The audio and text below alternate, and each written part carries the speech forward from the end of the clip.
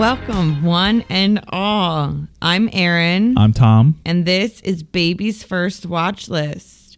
This is a big one, you guys. Not just because this was the movie voted on by you, the listeners, but also because this is the first episode that we are recording during Shark Week. It's true. It's true. I'm just kidding. Well, I'm not kidding. It's Shark Week.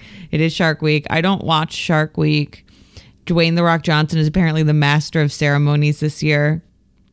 They went big. They did. It's actually a pretty funny commercial where he like summons all the sharks. But no, I pushed out a 9-pound 1-ounce baby. Yeah, we're gonna definitely air this out of order. So you're probably gonna be complaining about being like 10 months pregnant for another couple of episodes after this. But I think there's 2 of them. Yeah, but yeah. He's here. He's here. And it's the titular baby of Baby's First Watch List. He's here and he's not impressed by the podcast. He's not impressed really by anything at all. But he's cute and he's sweet. And it took an hour for him to calm down enough for us to start recording this podcast. Yeah, this is going to be a real test of my editing skills, I think. We'll see. So, we're doing our very best cosplaying parents who know what they're doing. Yeah. Also, we played him about 4 or 5 episodes and he was not, like Erin said, he was just not, there's nothing there. We for hours and hours and hours, we tried to get him to listen to this and he just. Yeah, right. So we obviously have not had much time for anything this past week, but we did watch 2004's Mean Girls before the baby's arrival, and that's our movie for today. Our first Lindsay Lohan film, if you can believe it. Likely of many. At least a few. I can think of 3 off the top of my head. I can think of 4. The 2... What are your 4? The 2 that the other ones, yeah. which were Freaky Friday and The Parent Trap. Machete, yes. Yeah, that's it. Was she in Machete Kills? I don't know. She was only in one of them. I don't know which one she was. It was definitely the first one. So yeah, this was actually an Instagram poll that we had. We pitted Mean Girls against The Parent Trap and Freaky Friday. Mean Girls barely squeaked by with the W. Tiebreaker over The Parent Trap. I think, yeah, it was that and The Parent Trap that were close, very close. Which, I mean, come on. Doesn't everybody love Freaky Friday? I love Freaky Friday. We'll get to Freaky Friday. We're going to do all of them. Yeah. I love all 3 of these movies. It's a when, not if situation. Exactly. So we're doing Mean Girls today. So Tom, you mentioned the order of the episodes is a bit weird because of the baby having. Yes. We were supposed to release this episode last week.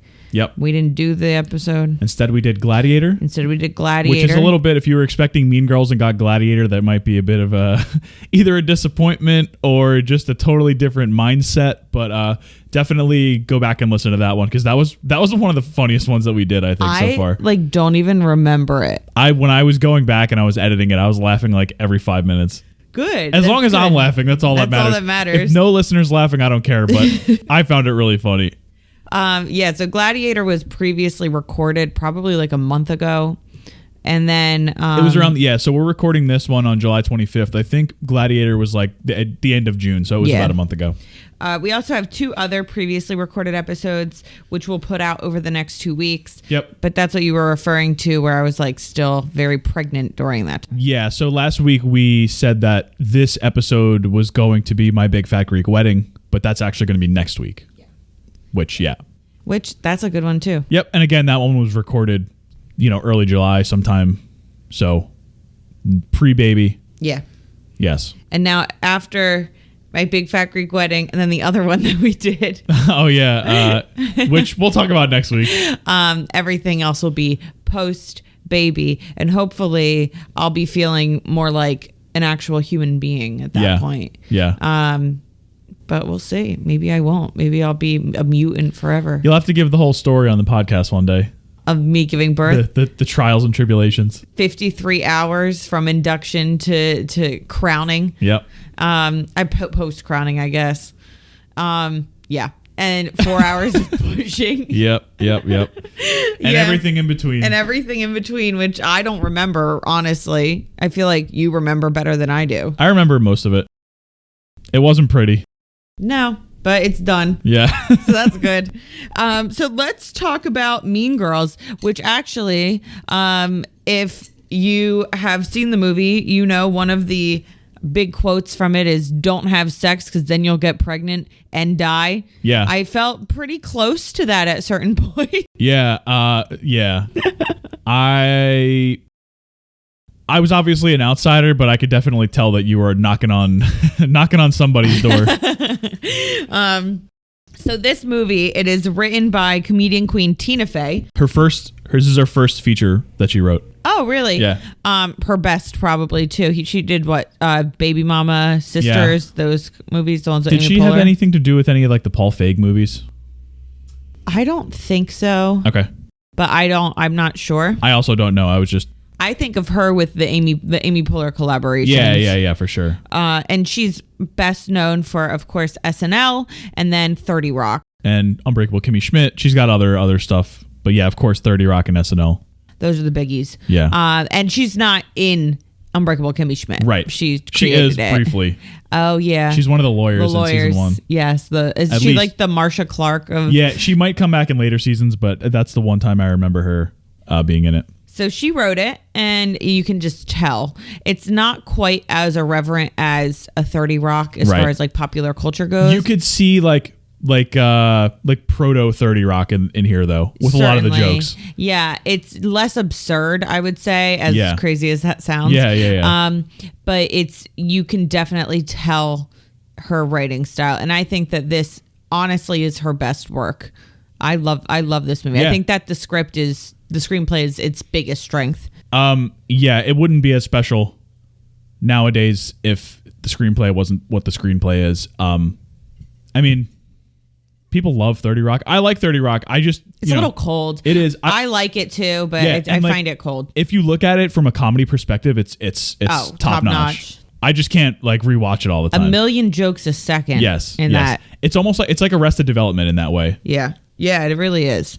So this one is directed by Mark Waters, who also helmed Freaky Friday. He had 2 Lindsay Lohan collabs. He also is known for directing other movies that aren't as good, like Mr. Popper's Penguins and Vampire Academy and stuff that. But Freaky Friday and Mean Girls, he was in his bag with that one. It's a teen comedy classic. It stars, of course, Lohan, Tina Fey, Rachel McAdams in an early role of hers. She was in stuff before this, like, for example, The Hot Chick. Yeah, in which she also played like a stuck-up girl. Oh, there you go. Yeah. I never watched The Hot Chick. That's a Schneider. That's Schneider, right? It is a Schneider. Not very good, but I have seen it. No, I'm sure it's not very good. It's Amanda Seyfried in her first role. Right, we're big Amanda Seyfried fans on this podcast. She's really, really accomplished. Yeah, I love her stuff now. She picks really interesting roles. Yeah, she's got range. I saw that she auditioned for the Glinda role in Wicked. Oh, really? Which actually went to Ariana Grande. Okay. It's currently filming or in the process of, and she was really disappointed. There's more money in Ariana Grande being in that movie. Yeah, she said, Seyfried said something about how in Les Mis, she enjoyed doing the musical theater thing, but she feels like she's grown so much as a singer and that she wanted to prove that. That's interesting. With Wicked. Yeah. Which if you're doing, Wicked is like hardcore. It's really hard. I've actually never seen it. I've never seen it either, but I know the songs and stuff. And it's... the original role was Kristen Chenoweth, who is a very talented singer and actress, and then Idina Menzel, who is Adele Dazeem, who's going to be played by. Do you know who's going to be played? Who's going to play the Elphaba? Who I didn't see it. I don't know. Cynthia Erivo. Oh, okay. Who is best known for Broadway? Yeah. Yeah. Right. No, I don't think you know her from Broadway. The first thing I saw her in was Widows. Yeah. She got a Tony for, I believe, The Color Purple. Okay. And she's amazing. So it's going to be good. But I think Amanda Seyfried would have been a great casting choice for Glinda. Yeah. I mean, I have really no interest in it, but I'll see.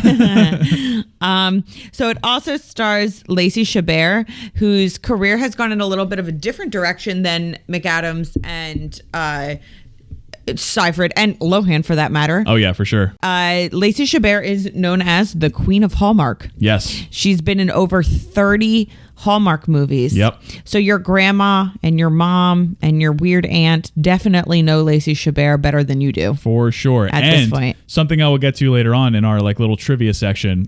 She was also the voice of Eliza Thornberry. Yeah, that's so funny. Yeah. She was in a show called Party of Five, which also starred a soon to be after that, not soon, but a little bit later, ABC star. Yeah. Do you know who that is? I don't. Matthew Fox. Okay. Yeah. So Lacey Chabert and Matthew Lost Fox vibes. played siblings in Party of Five. I think that's right. I'm not going to look it up. That's not something I think we need to look up. That was just off the cuff. We're going to go with that. So I think that's correct. You could have not said that and everyone would have believed you because I said it with such confidence. Who's going to too. verify that? Because I'm not going to do it. I think it's Lacey Chabert and Matthew Fox when they were like younger, like teens. Actually, I am gonna look it up, and if you're wrong, I'm not gonna tell you. Okay. So that was Lacey Chabert.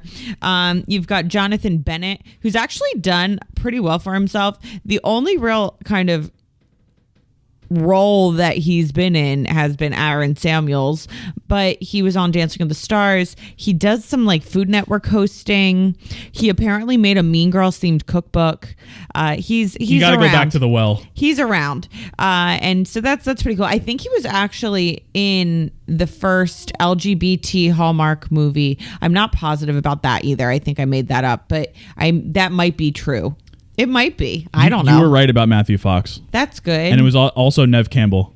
Wow, that's actually a really good cast. Yeah. Yeah. With the Jonathan Bennett one, I don't know if that's correct, but I think it is.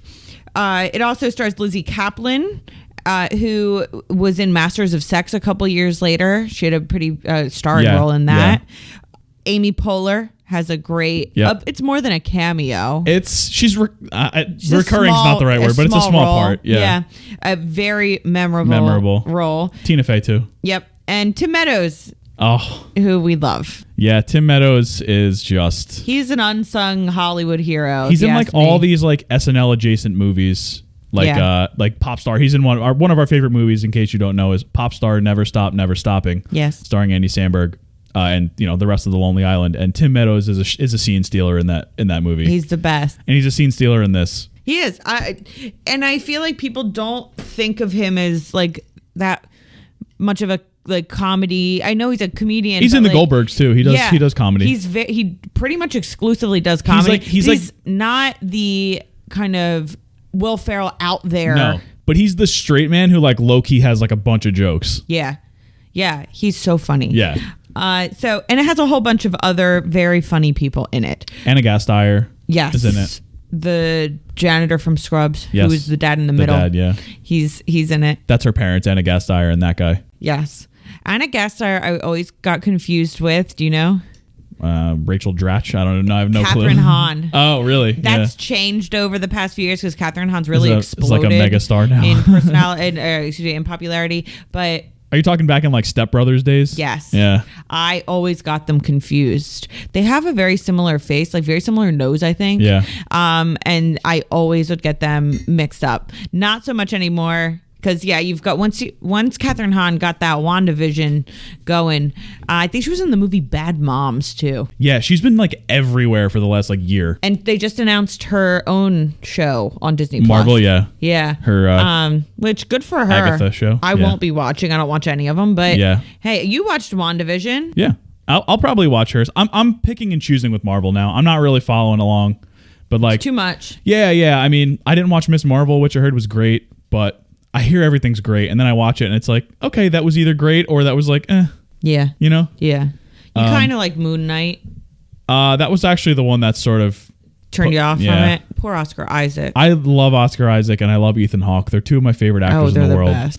And the wife of Oscar Isaac's character, one of his characters, was the sister from Rami. Yeah. Who I also love. I forget the actress's name. But I mean, it feels like everything fits there for me, but for some reason the show is just kind of bleh. Yeah. Yeah, but there's so many of them now that it's like... It's hard for me to care about all of them. Yeah. Daredevil's coming back next year, which should be fun. Is it the same one as... Charlie Cox? Yeah. Yep. Wow. 18 episodes. Oh, that's long. That's a very long season. That's longer than the Netflix seasons. Yeah. Maybe they'll split it up by 9s or something. But yeah, I'm sort of excited for that. But yeah, that's how we ended up on Marvel already through, through 15 minutes of Mean Girls. 15 minutes of Mean Girls already. Haven't even gotten to the plot. Okay. All right. I have one more little paragraph, and then you get to your summary. Got it. So this 97-minute movie, thank God. I love a 97-minute This is going to be longer than 97 minutes, no, this it's podcast. Not. No, it's not. It was a big hit. It grossed $130 million on a $17 million budget. It did well critically as well. And it has become a cult classic over the past 20 years. It really has. I feel like everyone has seen it. It feels like it was a cult classic 5 years later. Oh my God. Yeah, easily. I saw it in, I believe it was 7th grade when it came out, and I did see it in theaters. I went with a group of my girlfriends, and I was actually like taken aback at how PG-13 it was. Yeah. Like it's pretty raunchy. There were scenes that they had to edit because they didn't want it to be rated R. Yeah. It was worse. Yeah. There's some parts that I was just like, ooh, am I old? I always self-monitored. I think you said this in a previous episode. Always. If I was reading something and it was getting a little too much, I would say, this is for a couple years from now. I did this with the book Atonement. I saw the movie, and the movie is pretty rated R, but it's very rated R, actually. But I was like, I loved it. I thought it was great. And then, so I'm like, okay, I'm going to read the book. And so I'm reading the book, and it's from the perspective of 13-year-old Bryony, who's played by Saoirse Ronan in the movie. And I'm reading it, and I'm like, wow, I'm pretty good. I was reading it, and I said to myself, I was like, I am identifying way too much with the narrator, and the narrator is obviously supposed to be very immature and not really get what's going on. So if I identify and agree with her, an issue. then that means that I'm not old enough to read this book. So I just like that is way too much it. critical thinking. I closed it and I put it away. And so meanwhile, I was like playing Grand Theft Auto when I was like 9 years old, just like killing people and. No, that was not really my life. But Mean Girls, I saw it and I loved it, but I was like, woo, in a couple years, I'm really going to like it. But right now, that scene with Amy Poehler asking Regina what she and her boyfriend want. Yes. I was like, I don't think I'm old enough for this yet. Even though I was 13, I think. That's good to know regarding the final question. Yeah, exactly. So with that, Tom, let's get a maybe PG summary of Mean Girls, especially because our little one is right here. Yeah, he's soaking it all in right now. Yep. So at the beginning of the movie, we are introduced to 16-year-old Katie Heron, C-A-D-Y. Very important. Played by Lindsay Lohan. Katie has returned to the United States to Evanston, Illinois, after spending 12 years in Africa being essentially, she called it homeschooled by her parents, but, you know, who knows what was actually going on. Her parents were zoologists and everything, so she was out there with them. For the first time, she's going to a public school, and it's a public school, right? Yeah. And she starts with a pretty rough day. First, she immediately almost gets hit by a bus. Then she sits in the wrong seat in class. She makes her teacher, Ms. Norbury, played by Tina Fey, spill coffee all over herself. And she gets scolded for everything from eating in class to using a green pen. She even eats her lunch alone on the toilet in the girls' bathroom. Her new friends, Janice and Damien, both outsiders, tell her about all of the cliques in the school and give her one dire warning. Avoid the Plastics, a group of popular girls which consists of the insecure heir to the toaster strudel fortune, Gretchen Wieners, played by Lacey Chabert, a nice but dim-witted girl named Karen Smith, played by Amanda Seyfried, and the Queen Bee, Regina George, played, of course, by Rachel McAdams. Things start to go awry when the Plastics ask Katie to sit with them at lunch, but Janice decides to use this to their advantage. She comes up with the idea that Katie should infiltrate the Plastics and take them down from the inside. At the same time, Katie develops a crush on senior Aaron Samuels, who she sits behind in math class. He's played by Jonathan Bennett, and he's Regina's ex-boyfriend. Even though Katie is a math whiz, she starts to purposely get low grades on math tests in order to spend more time with Aaron as her tutor. Not a good idea. While hanging out with the Plastics at Regina's house, they show her something called a burn book. which is a scrapbook loaded with rumors about students and faculty at the school. Can I interrupt really quick? Yeah, do whatever you want. There were 2 girls at my school who had a burn book. One of my questions was, are things like this real? Yeah, I'll talk about it later. Okay. When Regina offers to set Katie up with Aaron, she instead kisses Aaron in front of her and gets back together with him. So not great.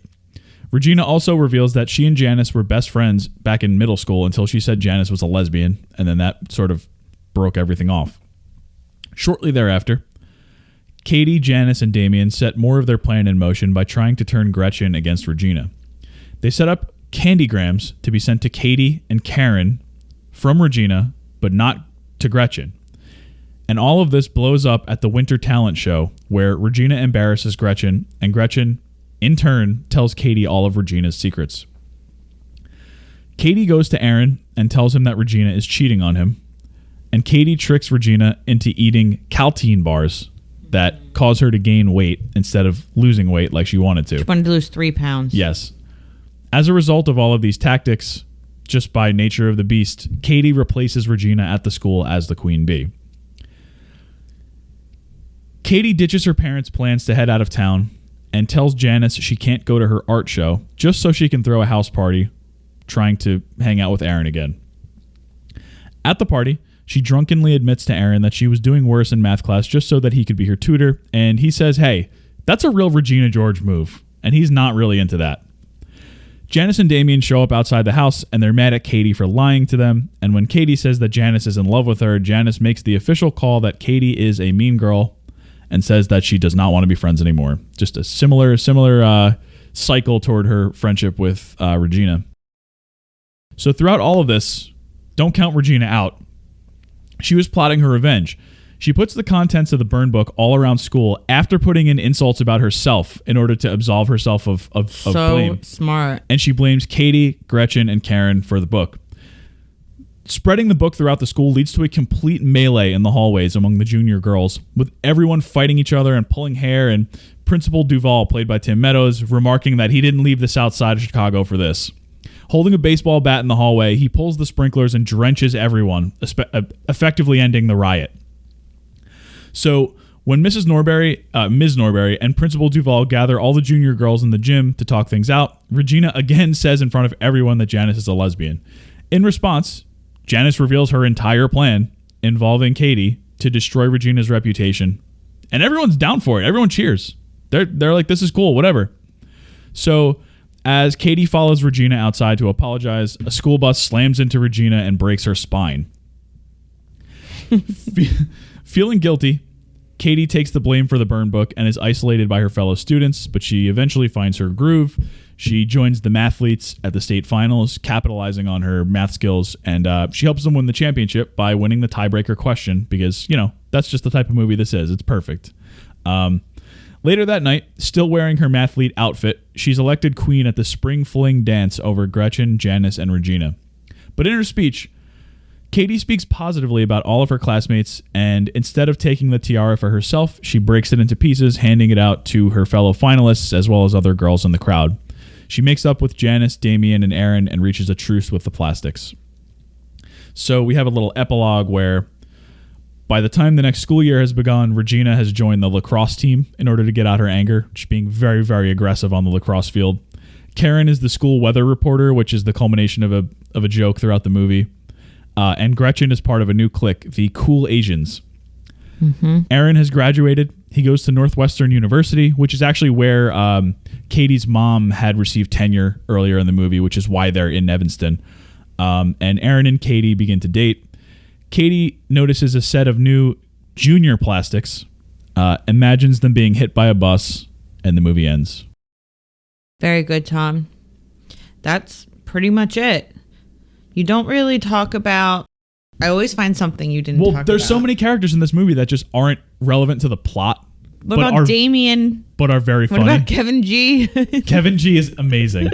So we could talk about some of the supporting characters that I left out. That is actually one of my questions. So let's just do that. Who's your favorite character in this movie? Overall? Yeah.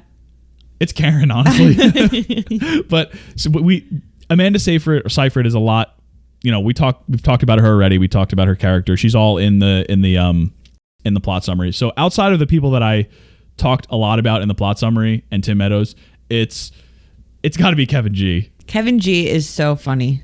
Kevin G is one of the mathletes. He's the captain, I think. Yes. And he's an Indian kid, and he just steals every scene. He's rapping. He's doing the whole thing, and he's just... I love when... he's got a business card. Yes, he's a business card. MC Extraordinaire, I think it says, or something like that on it. Yes, and it's his rap group at the talent show is called Kevin G and the Power of Three. So good. He finds out that Katie doesn't have a crush on him, but someone says like, oh, Katie's a crush on you. And he says, oh, sorry, I only date women of color. Yes. I love him. King. So we love Kevin G. Yeah, He's who's a great character. I love Damien. Yeah, Damien's excellent. Damien is Janice's best friend. Yeah. Who it becomes like a group of three with Katie. Yeah. The pink shirt part at the with in the car. So good. He has so many iconic lines. Well, this whole movie is filled with iconic lines. Well, and that's another one of my questions. Yeah. So I really, he makes me laugh more than any other character. Yeah. By far, actually. Yeah. I feel like anytime Damien talks, it's something really, really funny.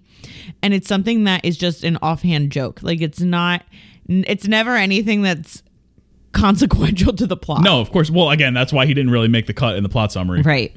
But I find him to be one of my favorites. As far as the plastics go, they're all iconic. And for different reasons. But Karen is so funny. Yeah. And I like Karen because I feel like I would actually like her. Karen, like, Amanda Seyfried is just so, like, earnest in that role. I think it's her big eyes. She didn't have to go this hard.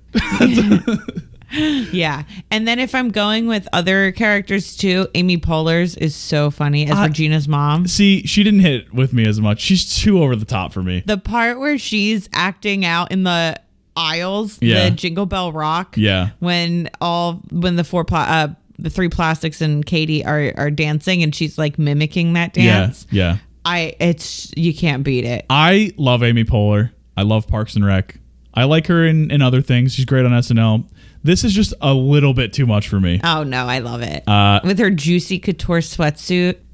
She's great in that first scene when you first are like, oh my god, this is what Regina's family is like. What's the 411? Yeah. It just sort of wore on me throughout the movie. Okay. I needed one scene with her and that's it. Yeah, I get that. And I love Tina Fey's Miss Norbury. Yes, she's grounded. She's not just. She plays a really like I think an effective version of a teacher. Yeah, she's Liz Lemon light. Yeah, exactly. And that she's like sort of like she's self-deprecating. Yeah. She's in on the joke, but yeah, she's very, very good. Yeah.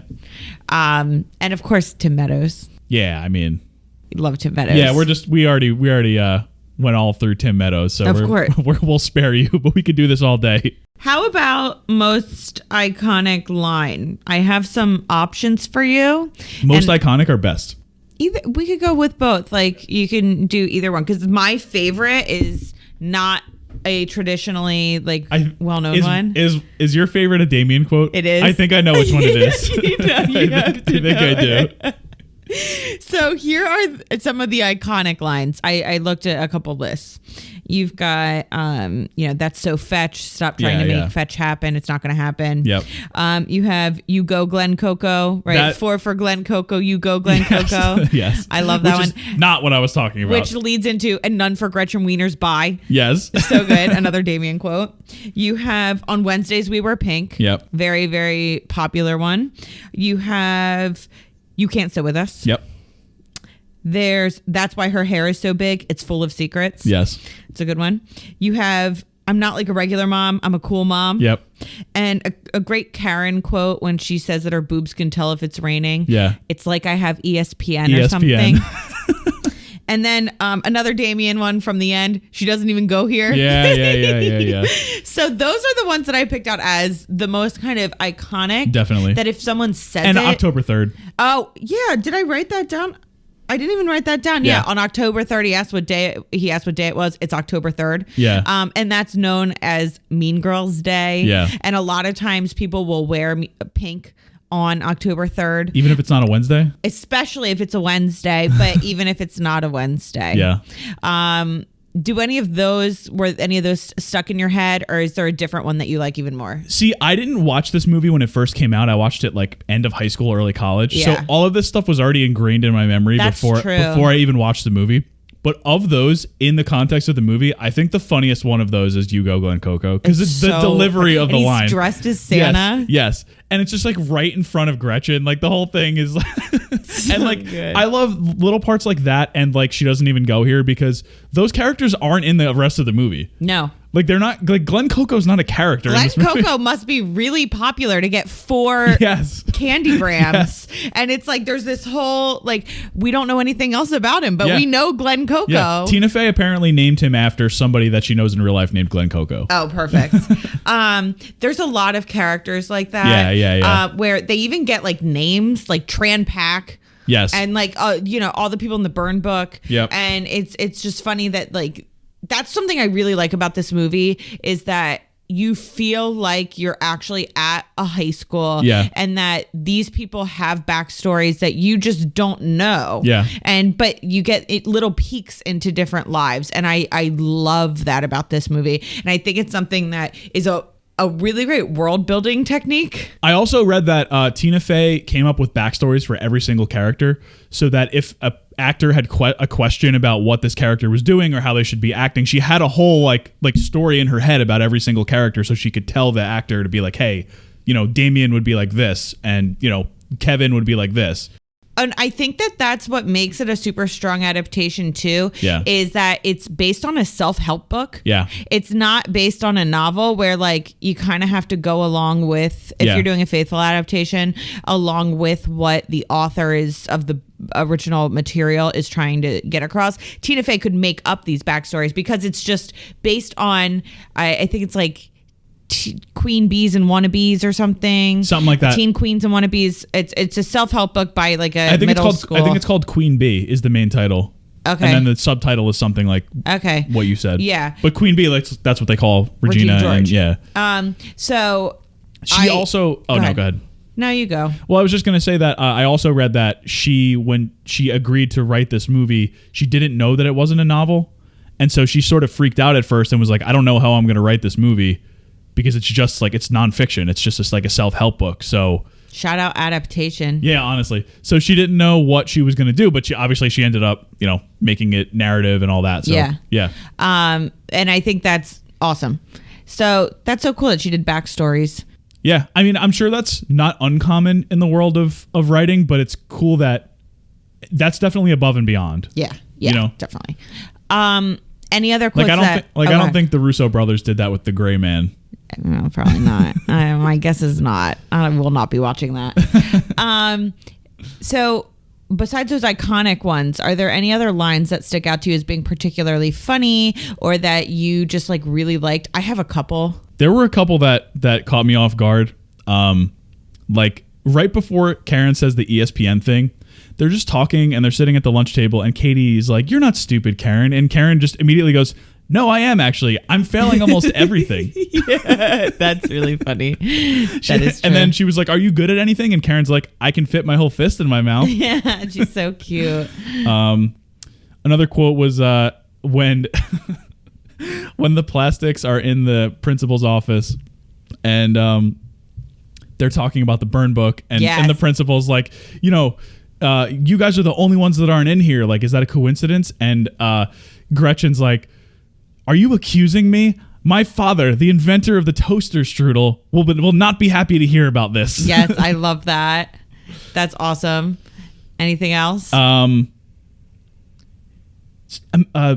says something about Taco Bell that was really funny, but I can't remember. Do you want to get Taco Bell? She says Taco Bell the way that Dave Franco says Taco Bell in 21 Jump Street. And I love it.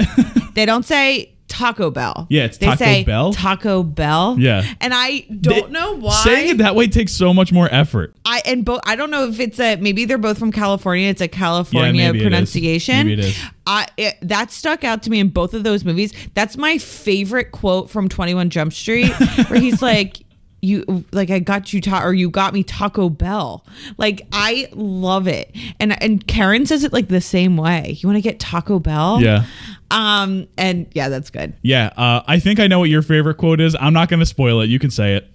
Yeah. Well, my favorite Damien, let me give a runner up for a Damien quote. Yeah, go for it. And it's very just, I don't know why I love it. It's when he's about to sing at the talent show. Yeah. He's about to sing Beautiful by Christina Aguilera. And Miss Norberry is sitting at the piano trying to like cue him. And he just goes, "Don't look at me," before he starts. And I just really like that. But no, my favorite, you know it. Yes. He's in the girls' bathroom and with Janice and Katie, and he walks in, he's talking, and one of the girls who's a woman of a shorter stature, she goes, "Hey, you can't be in here." And he chases her out and just goes, "Danny DeVito, I love your work." That is my absolute favorite that's line. up there for me. It is just so stupid. It's just his delivery on every line is so good. He's so funny. So Damien is number one character for me, and he's also got like all my favorite quotes. Yeah. I love that. That's Karen for me. Yeah, Karen's I feel so like great. I do feel like we are remiss in saying that this is sort of a Tony Soprano situation again, where like Regina George is amazing. Yeah. She just is amazing. Yeah. But she's been talked about so much since 2004 that you know, she is what she is. She's amazing. We love Regina. Yeah. And what I like about Regina too is and the way that Rachel McAdams plays her is that there are moments where you see that she can be really nice. Yeah. And you almost feel like, oh, well, when that sun shines on me, it feels so good that like you're willing to go along with like whatever. And I really appreciate that because that's truly how Mean Girls do it. That's a realistic manipulator. Extremely. Yeah. Where everyone feels like they've been personally victimized by Regina George, where everyone raises their hand. But even despite that, these are the same characters that have those little kind of two camera moments where they're saying like, Regina wore army pants and flip-flops, so I wore army pants and flip-flops. Yes. Regina once punched me in the face. It was awesome. Yes. Like you feel they like just want the time of day from her somehow. You can't help it. Like when a popular person looks your way and says something nice to you, oh my God, it's amazing. And that's how all of us have felt that. Yeah. I mean, if you think about like the political sphere, it happens all the time. Mm-hmm. You know, there's just certain personalities that are like that. Yeah. So I just love the way that it's played. I love the way Rachel McAdams plays her, and I love the casting because she's so much older than everybody else. Yes. And that's purposeful because they feel like these popular kids feel like they're so much older and more mature and cooler and all this stuff. Like Rachel McAdams looks like she's in college. And I feel like she's out of college at that point with how old she was. I don't know. She's only 7 years younger than Amy Poehler, her mom, who plays her mom. Which is also great casting there. So I really, really, really like that. And I also like the Amy Poehler casting too, because Amy Poehler is kind of a girl next door look. Yeah. So when she dresses like J-Lo and has the bleach blonde hair and, you know, is trying to be cool, it doesn't look quite right.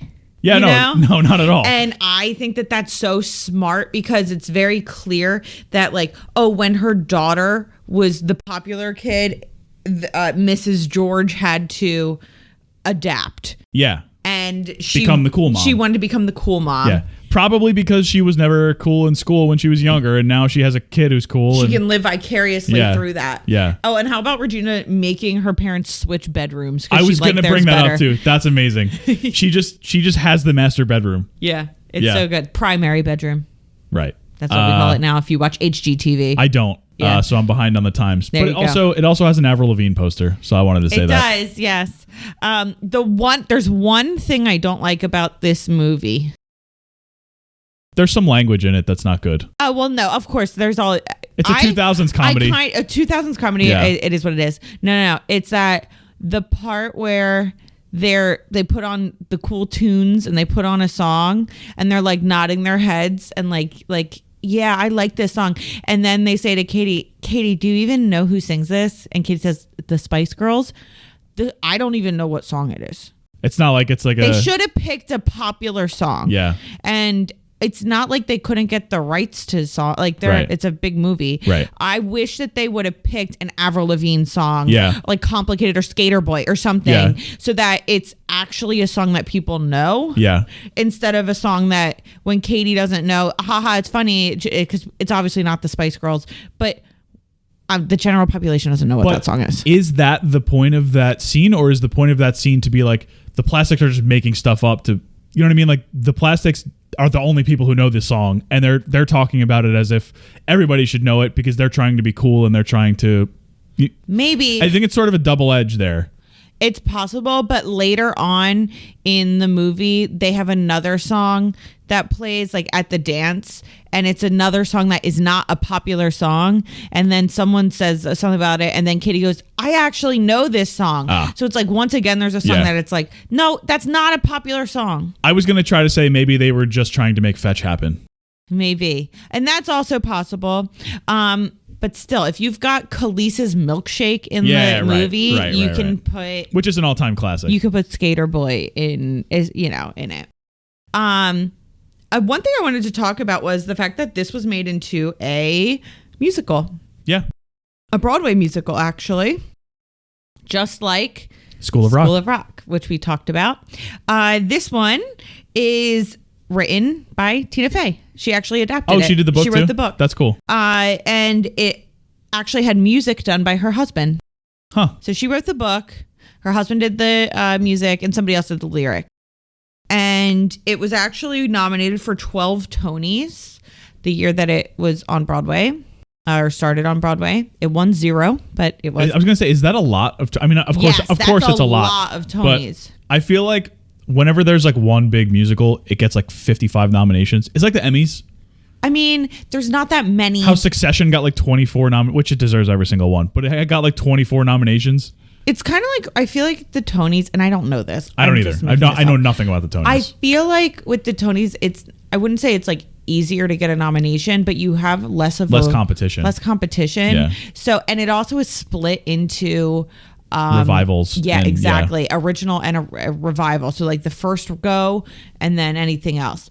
So I feel like there's probably less of a pool to choose from for each award.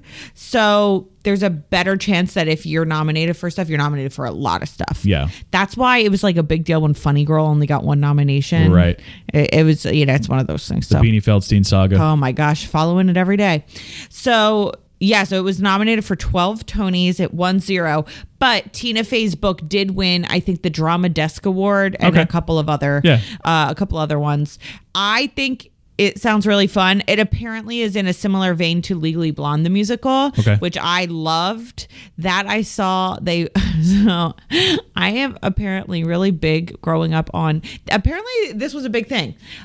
Having contests to put people in the leads of musicals on TV. Oh yeah, like the Grease one. Like Grease, you're the one that I want. Yes. With Max Crumb. Yes. You all remember. You remember if you've seen or listened to the Easy A episode. This one was the Legally Blonde Search for an Elle Woods. And so Laura Bell Bundy played the original Elle Woods. I got no notes here. I'm just going off the top of my head. Good riffing. God. And so when she left, there had to be a replacement. And so they had an MTV show to get the replacement. So this is like the Ultimate Fighter, where like they have 2 coaches of like UFC coaches, and then the winners fight each other, and the winner gets a contract with the UFC. It's basically a similar idea. Sure. And so something else that they did was MTV actually aired the musical itself, Legally Blonde the musical. I think with Laura Bell Bundy, with the original cast. Laura Bell Bundy sounds like a serial killer. Well, she is a Broadway actress. Not a serial killer yet. Not yet, that we know of. And it was awesome. I love Legally Blonde the musical. Very funny, great songs. And I love when they put musicals on accessible. We were just talking about this yesterday. Yeah. I like now how they are starting with Hamilton. not starting with Hamilton, but that's the biggest one so far, of putting things on streaming services that are shows that you're never going to get to see. Like, you'll never have the original cast of Hamilton together again, except for maybe like some one-off thing. You're never going to get like Bruce, like Springsteen on Broadway is on Netflix. You're never going to see that. It's over. Like, even if Hamilton gets revived, or, you know, it's still around, but like, even if in 30 years or whatever it gets revived, it's not going to be the same cast. It's not going to be the same thing. I like now that they're starting to, I think they're doing the same thing within the Heights. Are they? I think so. They have recorded performances of these Broadway shows that if you weren't in New York City with enough money at that time, you're never going to get to see this thing. So I like that people are finally going to be able to access stuff like that. I believe I just hope it happens more often. I agree. If I am correct, I think that there is a library in New York that you can go to, and you go into like their weird old TVs. You know how like you can do that, where you can like their old computers and like whatever. And I think that there's one or two libraries where if you have a New York library card, which who does, like a New York City library card, but if you have one, they tape every single Broadway show, like a lot of them at least, and you can actually sit there and watch it at the library, which is so cool. But again, that's still not accessible. Not accessible. It is if you're maybe taking a trip to New York and you don't have hundreds of dollars to spend on tickets. Right. If you want to like go, but then you don't have a library card, so you can't. It's, you know. Go catch Bye Bye Birdie in the library. Yeah, exactly. So I love Legally Blonde the musical, and Mean Girls the musical seems to be very similar in tone, and I mean, it makes sense. It's an adaptation of a popular comedy that is really well liked, especially by millennial females. I mean, I'm not huge into musicals, but I just like the idea that there's more content out there for people who are into that. Yeah. And I want more of that. Would you see Mean Girls the musical? I wouldn't travel to the city to see Mean Girls the musical. Yeah. But I would watch it. Yeah. Is there any other Baby's First Watch List movies that you think would be good adapted into a musical or even a play? That we've done already? Yeah. Into the Spider-Verse. Ooh, they tried that. I know. Spider-Man turn off the dark. Didn't everybody like break their legs and stuff? Oh my God, it was awful. Yeah. People kept like getting hurt. Like literally they would have to like stop halfway through the shows and stuff. I'm still stuck on this. I just want to see what the costume designers can do with Kingpin. Okay. Yeah. I want to see the biggest suit they could make. Oh my God, you're so like... I'm obsessed. Yeah, obsessed with Kingpin. With his formal wear. All right. And then I have one content question, and that's my last question. And this is, okay, so Regina's been cheating on Aaron, right? With Shane, some like guy, baseball guy. Shane Omen. Yeah. Who... I have a question about him, so go ahead. Who they would go and do whatever at the projection room above the auditorium. Yeah. And everybody knows it except apparently for Aaron. Yeah. Right? Later on, right before Katie tells Aaron that Regina is cheating on him, he's tutoring her, even though, you know, she's faking not being good at math. And they kiss. Yes, I have that here too. Do we not care that they're literally that Aaron's cheating on Regina before he even knows that she's cheating on him? I wrote here. I'm so confused. I said, I'm not a big Aaron Samuels fan. He cheated on Regina, and when Katie was drunk, he was going through the stuff in her room before he even knew she was there. I don't think he's that great of a guy. He's not Regina. Terrible. Yeah. He's not. There's some terrible people in this movie. Actually, it's mostly just Regina and Katie for parts of it. Yeah. Nobody else is that terrible. But Gretchen's a little bit, but not too bad.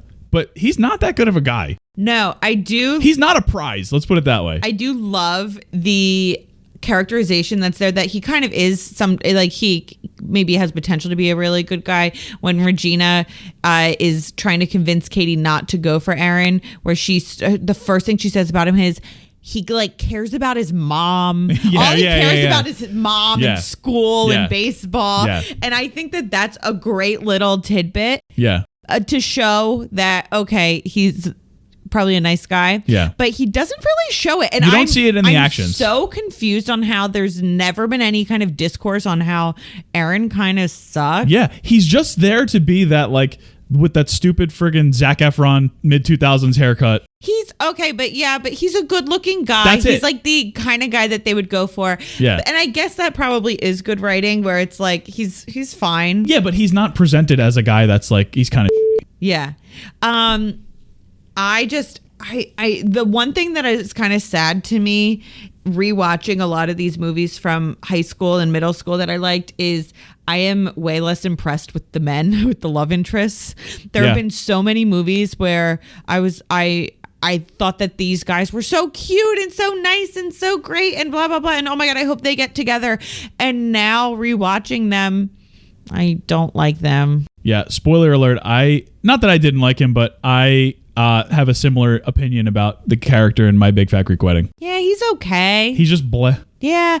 All these guys are just bleh. Yeah. They're not fun or funny or have any personality. In this time period, I feel like Hollywood really, especially in comedies, didn't really know how to cast a likable guy.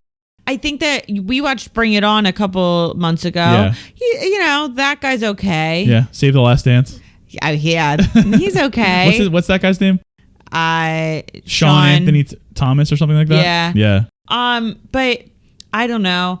I think that now that I am rewatching a lot of that stuff, it does go to show you that true romantic comedies, which I don't consider this a romantic comedy. No. But true romantic comedies really, the good ones do hinge on the fact that the men are like interesting, or that the leads, not yeah, necessarily, because if it's a boring girl too, it doesn't. Yeah, exactly. So I was not as enamored with Aaron as I expected to be upon rewatch. Yeah. My Shane Omen question. Again, he is the jock that Regina cheats on Aaron with, and she's eventually like dating him. Yeah. So he wins Spring Fling King. Yeah. What do you think his speech would have been? He didn't get to make a speech. Katie got to make a speech, but Shane did not, unfortunately. He would have said something inappropriate about like going to get beers afterwards. Yeah. He would have done something that was like on the edge of being like, Shane, stop. Yeah. But I think that he's probably a nice guy. He kept calling Regina like, "Hey, babe, what are you doing?" Yeah. Like, he would do whatever Regina wants. Yeah. Was it Hun? Was it Hun? He kept calling her something that like only married people call each other. And I was just like, okay, like, you gotta give him credit. The fact that he just drove Regina past a party slowly to yell at people. Yeah. He likes his girl, and I appreciate that. He does. So I feel like justice for Shane Omen. Justice for Shane Omen. He wasn't doing anything. I mean, he knew that Regina had a boyfriend, but that's not like he had a girlfriend. But justice for him anyway. Yeah. So I don't know. His speech would probably be like fine. Yeah. It would probably be fine, and it'd just be a teacher being like, "Shane, stop." Oh, Shane, please. Tim Meadows would be like, "Oh, come on, man." Yeah, exactly. What else do you got? So we could go to the food great. stuff, because there's a lot of it, and it's like it really ties into the characters. 110%. This is a big food movie. The big one is there's two iconic lines that I did not mention that are in this movie that deal with food, and they both come from Regina, which kind of makes sense because Regina has food issues. She has I'm no doctor, but it's clear she has an eating disorder. So one of them is when she goes, "Is butter a carb?" Yes. Which I'm like, I'm so stupid. No, right? No. It's like all fat. Yeah. So I never really knew that. And like when I was younger, so I always would laugh along with the line, but I was like, I don't actually really like looking know. around. Yeah. So is butter a carb was one, and then the other is when she's trying to calculate the like fat content of stuff, and she just gives up and she says, "Whatever, I'm getting cheese fries." Yes. Yeah, I wrote that down. I wrote cheese fries down. Great line. Yeah.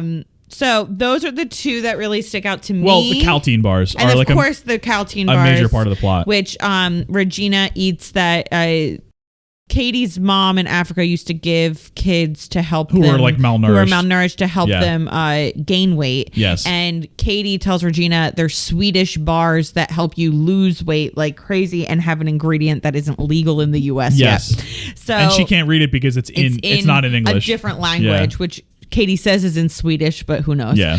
And so that one I think is a big one. You also have the characters where they're kind of separated into categories, like cliques in the cafeteria. And you have the girls who eat their feelings and the girls who don't eat anything as two tables, which, I know it comes off as a little insensitive now, but I mean, if you're going with clique. Well, and if it's Janice who's explaining it, one of the students, it makes sense because Janice is always going to be up front. Yes. And maybe not use the best and most sensitive choice of words. Yes. So that is also, I think, part of it. And you have like 5 girls around a Diet Coke and like stuff like that. It's funny that you mentioned that scene in particular because that's like the first cafeteria scene, first day of school or whatever, second day of school. And it's great character work in that scene. Because when Katie sits down with the plastics, do you know what they were eating? What were they eating? So they all have the same meal, which is great. Establishing them as like a crew. They're eating a sandwich that it looked to me like it just had lettuce and tomatoes on it. Okay. It's in a plastic container, and they're drinking Perrier out of white straws. That's so good. That's their meal. That's the plastics. That's about right. It's a perfect representation of what the plastics are. Yeah, that's really good. Yeah. All right, so you've got, let me see what else I can come up with. Or at least what the plastics are trying to be in front of everybody else. Yes, that's good. All right, some of the other food I can think of. You've got Katie asking if like cheese and crackers for 8 people is enough or something at the party before everyone shows up. For the rager, yeah. You have Regina eating a baguette when she's like mad and she says the iconic line, boo you, and then a not nice word. Yes. You have Karen asking if Regina wants to go to Taco Bell to make her feel better. I'm trying to think what else. Oh, when Janice and Damien it's Halloween, they spill popcorn everywhere when Katie walks in the room dressed as an ex-wife. That is an amazing costume. It's so good. And she's like a zombie bride, but she calls herself an ex-wife. Yes. So good. I am trying to think of what else for food. Regina is like slamming donuts at one point when she's on the phone with Gretchen, who's on the other line with Katie, and they're like going back and forth. Yeah. She's like slamming donuts, and she also is chugging a cranberry cocktail at one point. Oh, right. And he's like, babe, that's all sugar. Yes. Yeah. That's all. It's really, that's a lot more food than there's a lot of food in this movie. You have in most movies. But I will say this. For young girls and teen girls, sometimes life revolves around food access, what to eat, what not to eat, because you're in this space of you are just like any teen that wants to eat food that's bad for you. Yeah. And it tastes good. Well, and most of the food that we just mentioned, most of the occurrences of food in this movie tie in with the fact that Regina has issues. Yeah, right, exactly. And she's not just this evil monster. Like there's also the undercurrent of insecurity and probably some form of like mental illness and eating disorder. So like she's got issues and she's not. There's like the slightest bit of making her relatable and so that you empathize with her to some extent. And I think they did that with her predominantly through food. I have 2 more that I just thought of. Okay, go ahead. There's the drink that Amy Poehler brings them. Yes. And Katie asks if there's alcohol in it. Like, and she said, oh, God, no, honey. What kind of mom do you think I am? And then she goes, why? Do you want a little? If you're going to drink, I'd rather you do it in the house. How many times have I seen this movie? And then the other one is when in the burn book, the one character, they say that she made out with a hot dog. Yes. And she goes, oh my God, that was one time. Yeah.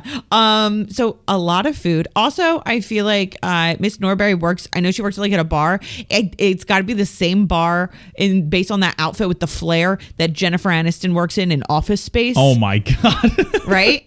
With all the flare on the lapels and stuff. Yeah. So that's kind of funny too. You got your mall stuff. They don't really do like Annie Ann's or anything at the mall. No.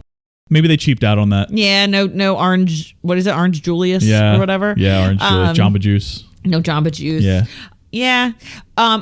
Okay, so what other question do you... Oh, you asked about like how realistic it is, I was right? going to say, my question here is simply, where is it? Are burn books really a thing, or like things like burn books? It happened in my high school. Yeah, well, that was my question that I wrote, so. Did you know that it happened in my high school? No, I don't think so. There were 2 girls that I went to school with who I liked. Like, they were nice, whatever. And apparently it was middle school. It was like right after Mean Girls came out, actually.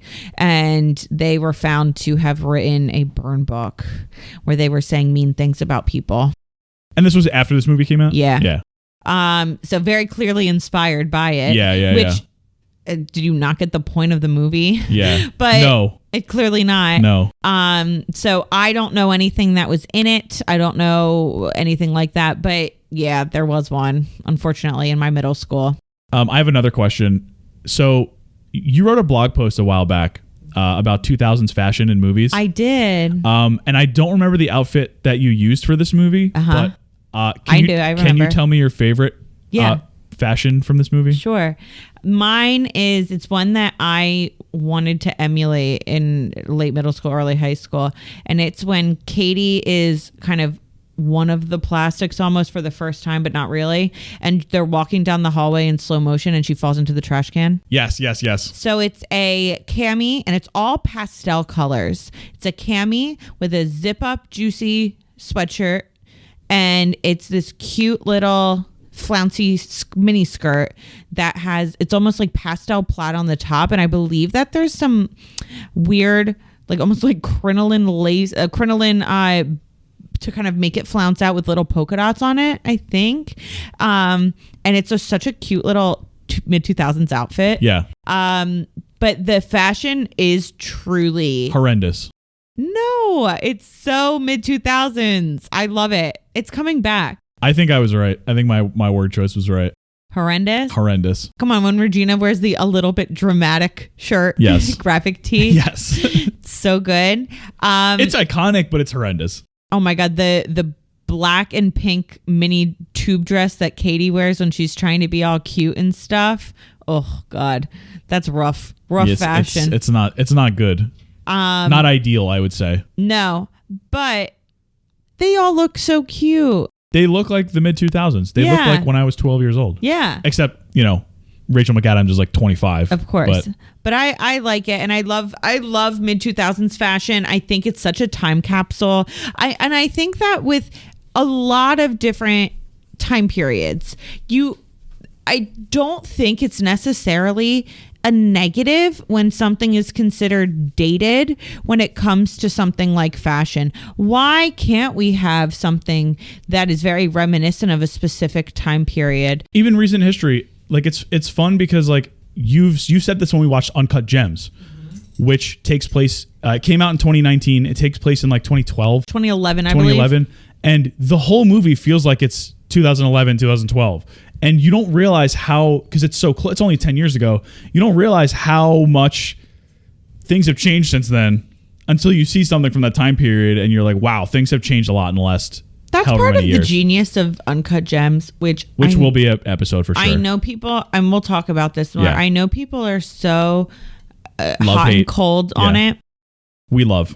We are team love. We saw it in theaters. Yes. I was like having an anxiety attack the whole time. Yes. I found the time period, how it was a, like you said, very minor period piece. Yeah.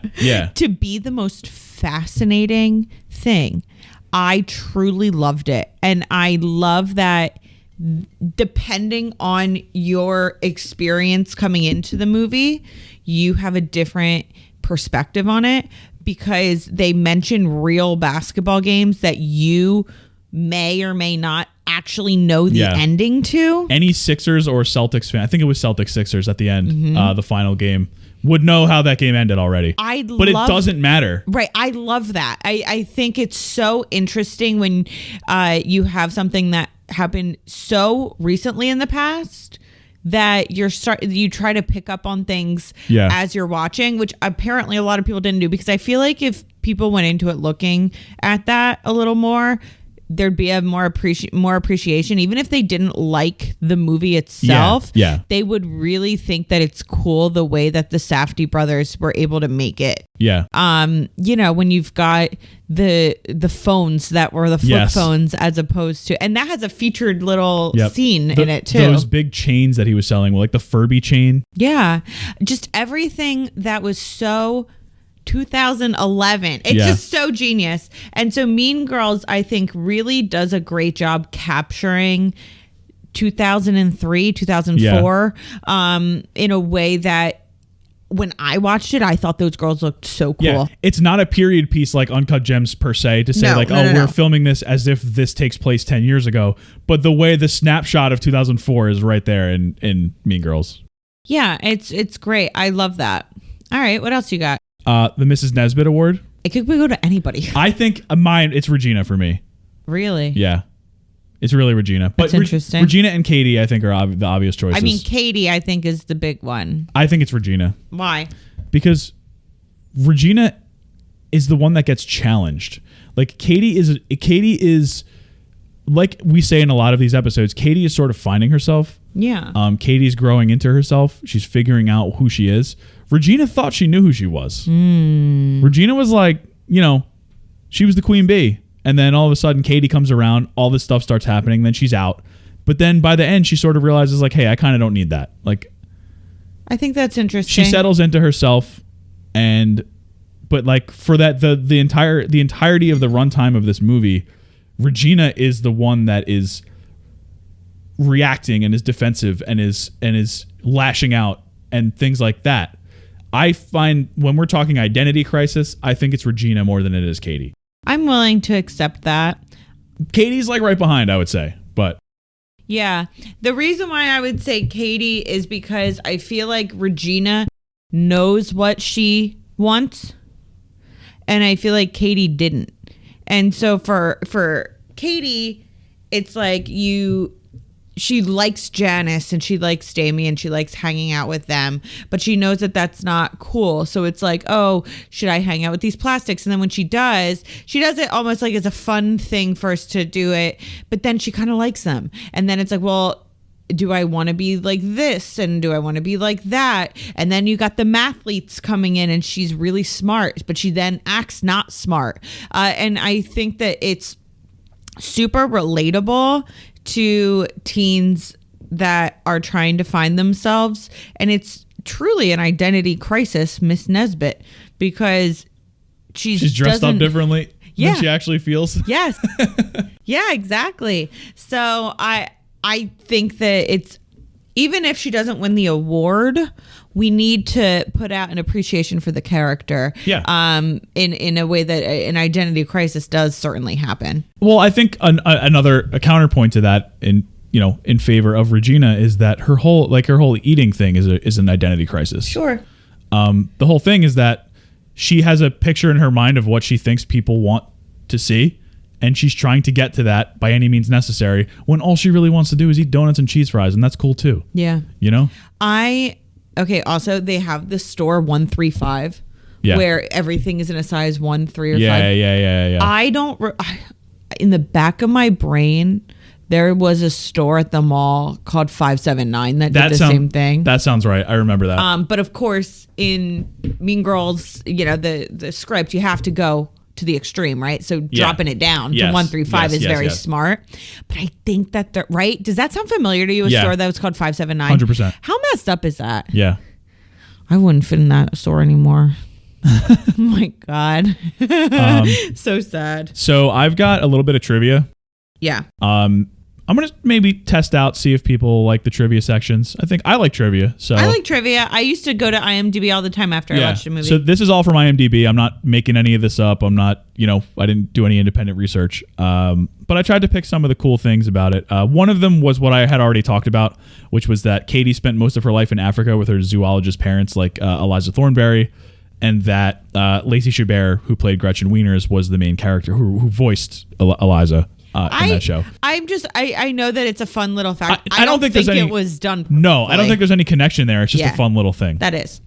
But most of my trivia for this movie has to do with the casting. So Lindsay Lohan was initially cast as Regina, but it was decided that she would play Katie so that audiences wouldn't base Lindsay Lohan's real personality on Regina. Yeah, because she was going through it in the press. Yeah. According to one of the producers, they eventually settled on Rachel McAdams because, quote, only nice girls can play mean girls. Yeah. And apparently everybody loves Rachel McAdams. That's nice. Yeah. And also, as we mentioned earlier, this was Amanda Seyfried's first film role, but she was initially supposed to play Katie. So there's a version of this movie somewhere in the ether where it's Amanda Seyfried as Katie and Lindsay Lohan as Regina George, which is an interesting... It would still be good, I think. It would just be very different. It would be very different. Lorne Michaels decided she would be better as the dumb girl. Two other people who also read for the role of Karen were Ashley Tisdale and Scarlett Johansson. I could see both of them, actually. Yeah. I think Amanda Seyfried was the correct choice. Yeah. But I actually could see both. It's one of those things where, like, when you see somebody who is so good in a role, you're like, you can't picture anybody else. Exactly. Like how there were so many different people who could have played, like Tony Soprano and like Walter White, and like all these iconic characters. You can't think of them anymore. Yeah, but who's to say that person wouldn't have been just as good in a different way? Yeah, totally. I'm not comparing Karen to those characters, but it's a similar thing here where you can only see Amanda Seyfried in this role. One cast member whose role was never in doubt was Lacey Chabert, who was the first and only choice for Gretchen Wieners. So funny. Yeah, love it. And finally, as for Aaron Samuels, one of the actors who was considered was James Franco. He would have been, at the time, 2004. Yeah, that's about right. Tina Fey said they wanted Jonathan Bennett because he reminded her of Jimmy Fallon. Aw, that's cute. That's nice. So that's a little bit of trivia here. There was a lot of stuff that was like very scene specific that I didn't think would be, too crazy. But I think that's a cool little thing we might do a little bit of doing moving forward. I like that. I just have the rest of my stuff is just a couple of little comments. Okay. Nothing too crazy. So when Gretchen name drops my father, the inventor of the toaster strudel. Yeah. All that made me think of was the Cake Boss. Yeah. So the Cake Boss, what's his name? Buddy Valastro? Yes. He got pulled over for like a DUI or something a few years ago. And basically I'm sure this happens all the time, but it was leaked to the press that when he got pulled over, he said, "Don't you know who I am? I'm the Cake Boss." Yeah. As if like they were like, "Okay, dude, like you're royalty. We're not bringing you in for this DUI when you're however much over the limit you are." So like, true. Oh, I love stuff like that. When I hear that line, I think about Romeo and Michelle's high school reunion. Have you ever seen that? I have no clue what that is. Oh my God. Is that Lil Romeo? No, it's Lisa Kudrow and Mira Sorvino. Okay. And they play Romeo and Michelle. And they... I thought you said Romeo and Michelle. No, Romy Romy. and Michelle. And they're these two girls who have a high school reunion and they want to be cool because they weren't cool. Yeah. And like the after party. Yeah, exactly. And I forget, I think one of them said that their dad invented the Post-it. Okay. And it's like this whole lie throughout the whole movie about how one of their dads invented the Post-it. What's the movie where somebody invented the tuxedo T-shirt? Oh, is that Zoolander? Maybe. Where Will Ferrell's character Mugatu invented the tuxedo T-shirt or something like that. I love that stuff, like the random things that, who knows who invented them? Yeah. Yeah. So I always out Romeo and Michelle when I think of that. Yeah. Another comment I have is just that the school fight scene, which we haven't talked about really at all, which is hilarious. Yeah. It reminds me of the end of every season of Cobra Kai. Oh my God. Which is a Karate Kid spinoff that's on Netflix, it's very good. I love it. There's a major melee every single season, and it's like in the school, it's like people are getting thrown off balconies, and it's like it's in people's houses. Windows are getting smashed, and they're all like 15-year-old kids. And it's just like this scene reminded me so much of those. I actually hated it, that kind of that whole storyline thing, or the framing device where it was Katie talking about we said all this in the not in girl world but in this world, and then it's like them pretending to be right in the jungle or whatever. I never liked that, and now watching it I actually really liked it, because then when you get to that scene at the end it feels familiar, and it's like but it's real this time. Well, it's like the bus thing, how she almost gets hit by the bus in the beginning, and then it happens 3 whole times. Regina George does get hit by the bus. It's a tight screenplay. And then she references it again at the end. It's a great screenplay. So there's that one. Content. There's a little bit of content here, like with all the 2000s movies, that is a little bit iffy. Specifically, Trang Pak saying the N-word. So one of the Asian characters says the N-word. I think it was in Vietnamese. And it's not good. That's not great. There would definitely need to be tweaks. But overall, I don't think there was anything too bad in here. There was a little bit of like gay stuff, but it was mostly Regina George that was saying stuff like that. And that, which is like Regina George is a villain. She's a bad character. So yeah, I do agree that one, the slur was not acceptable.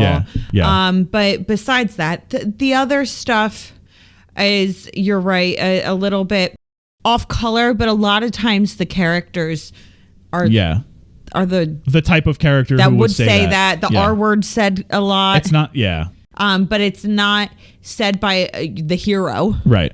You know, it's not said by someone who's someone to look up to and rooting for, which I do think context does matter. I think that a lot of times people are very, this was said, so it's unacceptable. But it's like, you need to take it in context. Who, what, slurs when, are never acceptable. Yes, of course. But some of the other things where it's like, okay, yeah, if you say something that is a little bit off color, but it's from the villain, it would be one makes thing. Sense. It would be one thing if Tina Fey was black and wrote that. Right. You know? Right. That's totally different. Right. But like, this is a little uncomfortable. Things like, you know, Quentin Tarantino scripts are often uncomfortable. Yeah. For me anyway. And unacceptable, honestly. Yeah. But yeah, I don't think this one. I think this one got a little bit of backlash when it came up like a few years ago. I kind of vaguely remember that. But I don't think that it's one of those things where it's too crazy, it's too out there. Because this, I mean, not to make excuses for the 2000s, but this was like every movie in the 2000s. It really was. Rush Hour. Oh my God, Rush Hour, which is another one we will do. Yeah, Rush Hour is great. Definitely. Yep, and then. Yeah, I think that's pretty much it. I think we are ready to move on to our final question. Does Mean Girls make Baby's first watch list? Yeah, duh. Yeah, he's right here. He's listening. He listened to the whole episode. Yeah. It's already spoiled for him. A little bit, but that's okay. But I would say I would think high school age. Yeah, definitely later. Yeah. Yeah, so that's that. That's Mean Girls. Hopefully we will do another one of these polls. If you guys liked this, let us know. We're not going to do one just yet. We're still sort of getting our footing going with like parenting and all that, which he was very good. He's been sitting on the table this whole time. He didn't make a sound. Yeah, I know. That's and this really is our longest episode so far. Woohoo. So yeah, next week is going to be 2002's My Big Fat Greek Wedding. As I mentioned last week, it's directed by Joel Zwick. It stars and is written by Nia Vardalos. It's one of the biggest romantic comedies and independent films of all time. And we are super excited to talk about it. Yeah, it was really fun. We mentioned it last week, but it's for real this time. There's no alternatives. It's gonna get out there next week. It's on HBO Max, so that's our streaming guide. It will also be in the description if you forget. So check it out on HBO Max. Continue to follow us on Instagram at Baby's First Watchlist and on Twitter at Baby's Watchlist, and rate us 5 stars on Spotify, Apple, Google, wherever you get your podcasts. Leave reviews. Make us look cool. Share us with your friends. We love new people and new followers. And be kind to each other. Yep. And we love you all. And Tim Meadows forever. All right. Bye.